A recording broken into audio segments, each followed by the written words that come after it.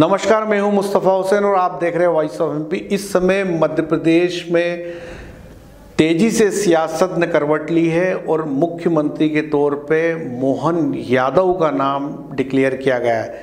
साथ में 2 deputy CM announce हुए, जिसमें एक होंगे जगदीश देवड़ा और दूसरे होंगे राजेंद्र शुक्ला। इसके अलावा विधानसभा के स्पीकर के लिए नरेंद्र सिंह तोमर का नाम चयन किया गया है। और सबसे बड़ी खास बात यह है कि इस बार मध्य प्रदेश की सरकार पर मालवा का कब्जा होगा, क्योंकि डॉक्टर मोहन यादव उज्जैन दक्षिण से विधायक चुने जाते हैं। तीसरी बार के विधायक है। पिछली शिवराज सरकार में उच्च शिक्षा मंत्री थे। वहीं डेप्यूटी सीएम होने जा रहे जगदीश देवड़ा मंदसौर जिले की मलारगढ़ पीपलिया विधानसभा सीट से विधायक है। 60,000 के करीब वोटों से इस बार उन्होंने ये चुनाव निकाला है। सन 1990 में उन्होंने पहला चुनाव लड़ा था सुहासरा विधानसभा सीट से। तब से लेके अब तक लगातार वे चुनाव लड़ते आए और 8 बार उन्होंने विधानसभा का चुनाव लड़ा, जिसमें वो 7वीं बार विधायक है।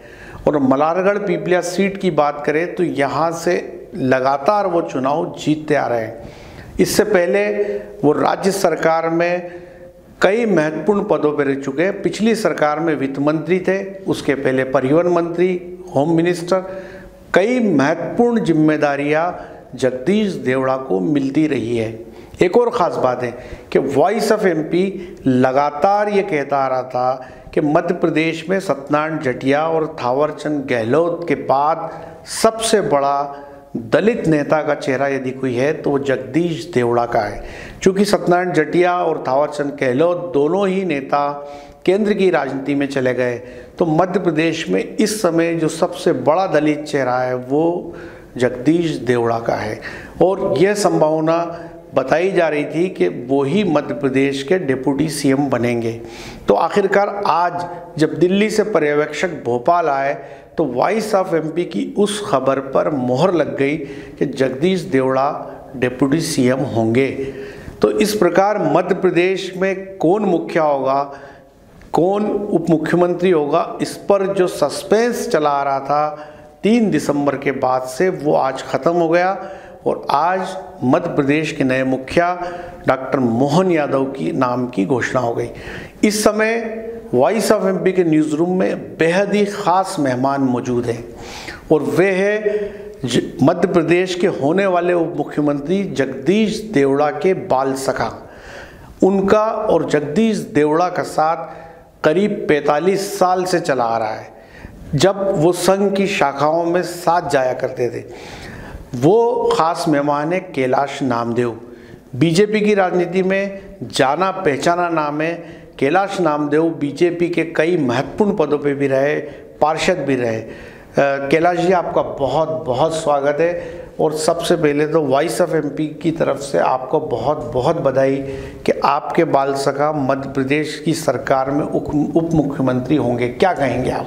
देखो, सबसे पहले तो मैं मुस्तफा जी आपको बधाई देता हूँ कि आपके और हमारे बीच में रहने वाले जगदीश देवड़ा को पार्टी ने तब अहम पद दिया और आपने मुझे इंटरव्यू के लिए बुलाया, इसलिए बहुत बहुत धन्यवाद। सबसे पहले मैं ये बोलना चाहता हूँ कि मल्हारगढ़ की जनता ने, अपार जनसमूह ने जो आशीर्वाद जगदीश देवड़ा को दिया है, इसके लिए वहाँ की जनता, वहाँ के बुजुर्ग माताएं बहनें, उनका बहुत बहुत आभार और धन्यवाद करता हूँ मैं।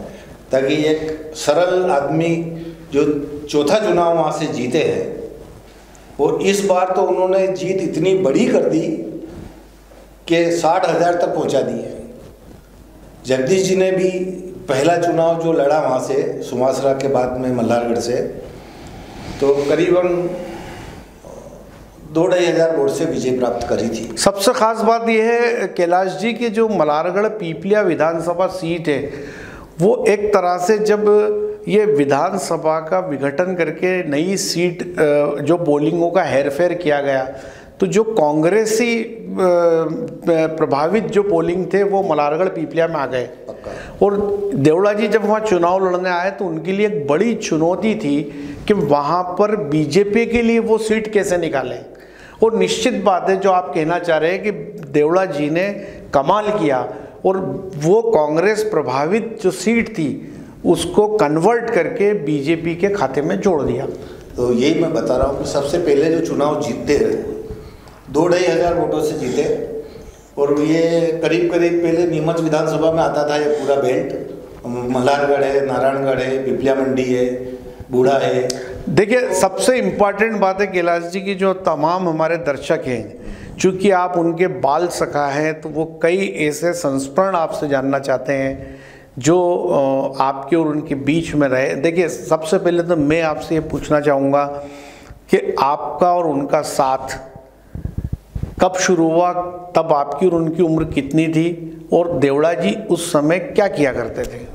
पहले संघ में हम स्वयंसेवक थे, वो भी थे। तो रामपुरा हम कुकड़ेश्वर से, मैं भी कुकड़ेश्वर का हूँ, वहाँ जब पद संचलन निकालते थे हम तो संख्या रामपुरा में कम रहती थी। तो जगदीश जी मैं साथ में हम पद संचलन में मिलते थे। उस समय से हमारी दोस्ती हो गई पद संचलन से। फिर ये मंदसौर चले गए, मैं इंदौर चला गया। उसके बाद भी हमारा जब भी मिलना पक्का हो जाता था, तब भी मैं इंदौर से आता, ये रामपुरा रहते, कॉलेज के समय भी मिलना होता। फिर मंदसौर ये संघ कार्यालय पे रहते थे, पार्टी कार्यालय पे रहते थे, तब भी मिलना होता। जगदीश जी शुरू से ही संघ के स्वयंसेवक, उसके बाद भारतीय जनसंघ में, फिर भारतीय जनता पार्टी में कर्मठ कार्यकर्ता के रूप में आपने काम किया। और सबसे बड़ी बात तो क्या है, वो सरल नेचर के आदमी है, जनता के हित में भी उन्होंने बहुत काम किए, इसलिए आज वो इतनी ऊंचाई। उनकी इस सरलता, सादगी और जो जिसका जिक्र पूरे मध्य प्रदेश में होता है, तो कोई ऐसा घटनाक्रम आप सुना पाएंगे, कोई ऐसी कोई संस्मरण हो कि जो आपके, उनके या किसी और के बीच में घटा हो जिसके आप गवाह हो? मैं जब हम छोटे थे तो एक घटना बताता हूँ कि ये स्वयंसेवक थे और इनकी इच्छा थी कि यार मैं शादी नहीं करूँ और मैं प्रचारक बनूँ। तो इनके पिताजी से हमारा मिलना होता रहता था रामपुरा। तो इनके पिताजी हमसे कहते थे कि टेलर इनको समझा दे, शादी तो कर ले यार, ये संघ के स्वयंसेवक के रूप में प्रचारक बनना चाहता है। तो मैंने बाबू जी से कहा शादी तो ये करेंगे, लेकिन इनका जो नेचर है वो जनता की सेवा का है, तो इनको उधर आगे आने दो, फिर उसके बाद ये शादी करेंगे। फिर ये विधायक बने और विधायक के बाद इन्होंने शादी करी। कमाल। हाँ, कमाल। मतलब उनमें जन सेवा का जो भाव है वो इतना था। हाँ, कि वो आजीवन कुंवारे रहना चाहते थे। हाँ, और वही चाहते थे कि प्रचारक बन के मैं सेवा करूं। बहुत कमाल की बात कही, बहुत बड़ी बात थी।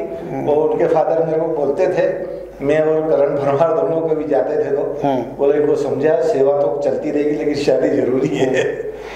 देवड़ा जी का आप काफ़ी शुरुआत से उनके साथ रहे, किस तरह का उनका शेड्यूल रहता था, क्या चीज़ें उनको पसंद है? एक बात तो मुझे अच्छे से पता है कि वो कपड़े आपके हाथ के सिले ही पहनते हैं। और मैं खुद, मुझे जर्नलिज्म में 35 साल हो गए और मैं 35 साल से लगातार ये देख रहा हूँ कि देवड़ा जी कहीं भी हो लेकिन उनके कपड़े आप ही के यहाँ, मतलब रीगल टेलर पर ही सिले जाएंगे। तो इसकी क्या खास वजह है? कपड़े का क्या, वो शुरू से मतलब हर चीज़, मतलब इसके साफ सफाई, अच्छे कपड़े पहनना, डेली नहाना, अच्छे रहना, अच्छे विचार की तरह अच्छे दिखना भी है। नहीं, इसमें क्या खास बात है कैलाश भैया कि वो आप ही की शॉप से कपड़े से, आपके हाथ से ही सिलवाते हैं? उनको सब दूर सिलवाए और ना इंदौर, उज्जैन, भोपाल, पर उनको फिटिंग पसंद नहीं आती, इसलिए वो बार बार मेरे से सिलवाते हैं। मैंने अक्सर देखा कि देवड़ा जी अगर नीमच आए हैं तो वो कैलाश जी नामदेव के यहाँ ही गए होंगे। बचपन से हम 45 साल से दोस्त थे, शादी के कपड़े भी मैंने सिए थे उनके, और तब से मेरा अच्छा मित्र भी है।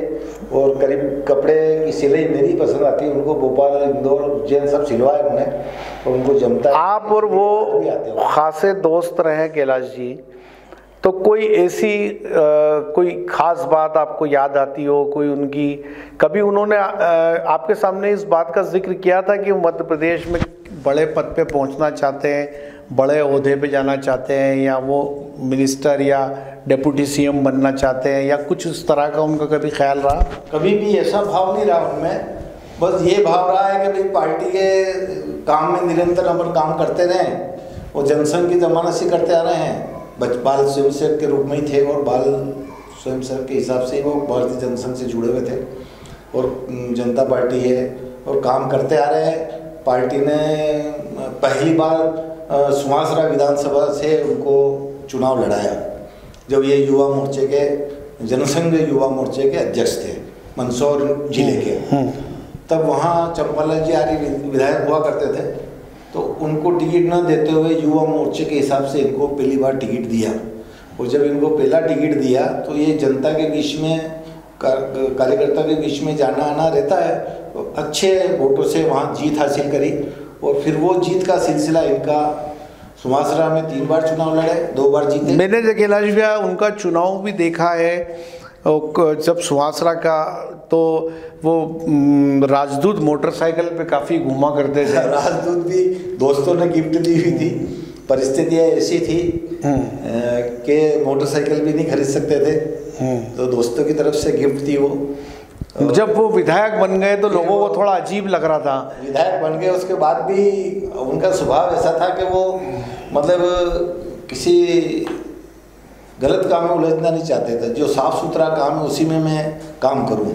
और पहली बार विधायक बने गए, उसके बाद दूसरी बार विधायक बने, तीसरी बार सुमासरा से कुछ कम वोटों से हार गए थे, फिर उसके बाद मल्हारगढ़ बन गई, तो यहीं से लड़ रहे। चौथा चुनाव है जो आप अच्छे वोटों से जीते हैं। कैलाश भैया, आपको कोई ऐसी घटना जिस पे कभी उनको दुख पहुंचा हो, कुछ मलाल हुआ हो, कुछ उनको ऐसा लगा हो कि मुझे किसी ऐसी बात पे? जब उमा भारती जी मुख्यमंत्री बनी तब माननीय जगदीश जी देवड़ा का मंत्री में नाम था, राज्य मंत्री में।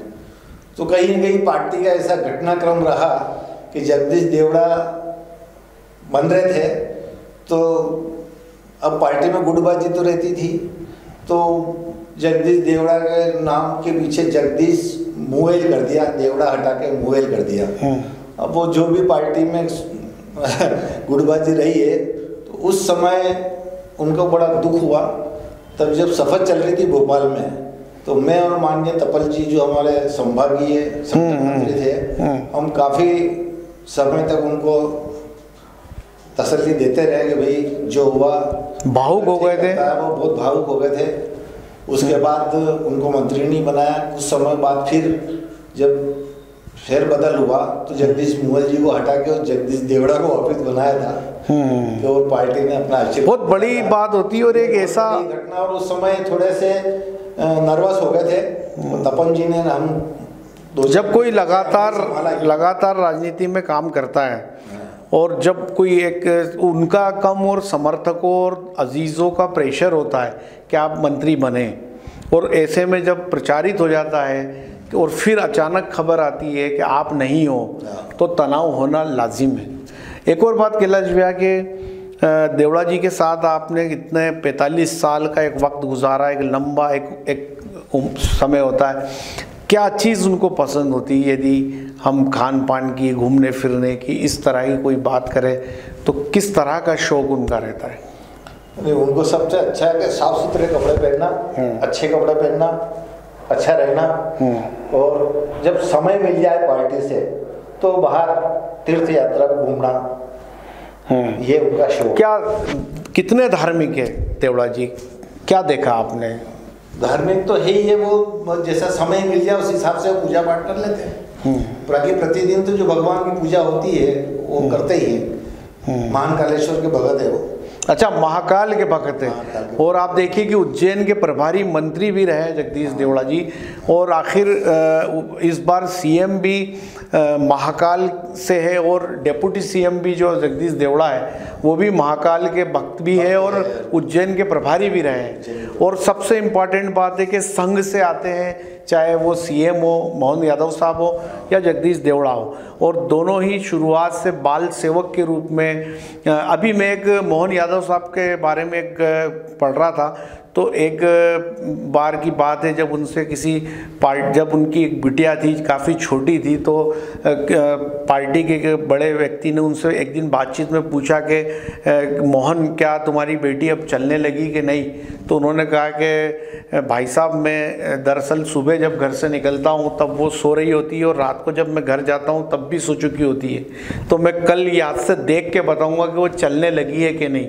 मतलब आप ये देखिए कि संगठन में काम करने की कितनी लगन कि उनको वक्त ही नहीं मिलता। मोहन जी यादव को भी मैं जानता हूँ, वो विद्यार्थी परिषद से जब भी अपने नीमच के वगैरह कॉलेज के चुनाव होते तो बढ़ चढ़ के अहम भूमिका निभाते थे, और उज्जैन के निवासी हैं, तो बहुत अच्छा समर्थन। अच्छा कैलाश जी, एक ख़ास बात मैं आपसे पूछना चाह रहा था कि कई वीडियो देवड़ा जी के वायरल होते हैं जब वो अखाड़े के अंदर बाना बनरेटी चलाते हुए या तलवारबाजी करते हुए, तो ये किस तरह का शौक रहा उनका अखाड़े को लेकर? वो बचपन से रामपुरा के अंदर एक अखाड़ा था, उस अखाड़ा में पहलवानी करने जाया करते थे, तब से उनको शौक है तलवारबाजी का, कुश्ती लड़ने का। ये अधिकतर उनको क्या संघ में भी तलवार चलाना सिखाते थे और अखाड़े में भी, तो लठ चलाना और तलवार चलाना अखाड़े में भी सीखे और संघ की शाखाओं में भी सीखे।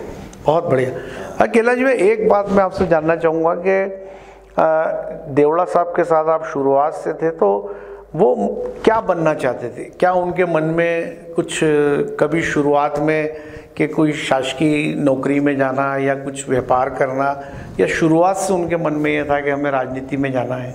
नहीं, उन्होंने राजनीति तो कॉलेज से करते हैं, और LLB करी उन्होंने मंदसौर से, और वकील बने, वो वकालत तो नहीं करी, लेकिन राजनीति में शुरू से उनका इंटरेस्ट रहा है कि भाई मैं राजनीति में रह के जन सेवा करूं। सेवा भाव शुरू से रहा उनमें, मतलब यूँ नहीं रहा है कि यार मैं सेठ बनूं या मैं पैसे वाला बनूं, वो आदत नहीं रही। शुरू से ही उनकी यही भाव रहा है कि मैं जितना से ज़्यादा छोटे लोगों के, गरीब लोगों के काम आ सकूं। अगर मैं बड़े पद से भी बैठा तो इनसे जुड़ा हुआ रहूं।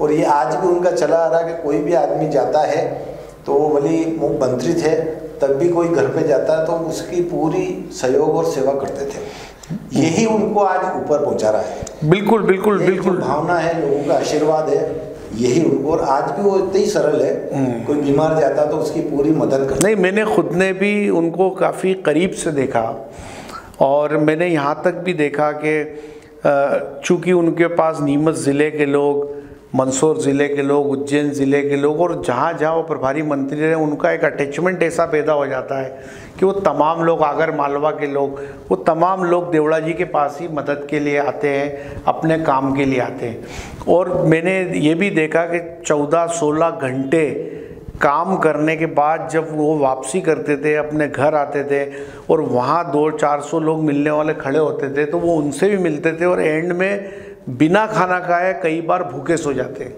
ये सब चीज़ें जो उनके स्वभाव में उनको बड़ा बनाती है, और आखिर वो इस मुकाम पे आज उप मुख्यमंत्री के ओहदे पे पहुँचे। और आज की भी मैं आपको एक ख़ास बात बताता हूँ कि जब ये अनाउंसमेंट हुआ और ये कहा गया कि मोहन यादव मध्य प्रदेश के नए मुखिया होंगे, उसके बाद वो विधायक दल की बैठक ख़त्म हो गई, और ये नाम मीडिया में चलने लगा कि जगदीश देवड़ा जी और डॉक्टर राजेंद्र शुक्ला जी उप मुख्यमंत्री होंगे। इसके बाद जब मीडिया के कई दोस्तों ने उनसे बात करने की कोशिश की, मैंने खुद ने भी उनसे बात की, तो उन्होंने सबको एक जैसे कहा कि अभी मेरे पास कोई अधिकृत जानकारी नहीं है। मतलब उनकी सादगी का आलम यह है कि किसी राजनेता का मीडिया में ये नाम चल रहा हो कि वो उप मुख्यमंत्री बनाए गए, तो वो ये कहते हैं कि मैं अभी कुछ नहीं बोलूँगा क्योंकि मेरे पास कोई अधिकृत सूचना नहीं है। और ये अनाउंसमेंट के 2 घंटे बाद तक वो सभी लोगों को ये कहते रहे, जबकि उनके गृह क्षेत्र रामपुरा में जो उनके साथी सहयोगी छोटू गांग और ये तमाम लोग हैं, उन्होंने आतिशबाजी कर दी। मलारगढ़ पीपलिया में आतिशबाजी हो गई, लेकिन वो इस बात से इनकार करते रहे कि जब तक मुझे पार्टी की अधिकृत सूचना नहीं आती मैं अपनी कोई बात नहीं कहूँगा।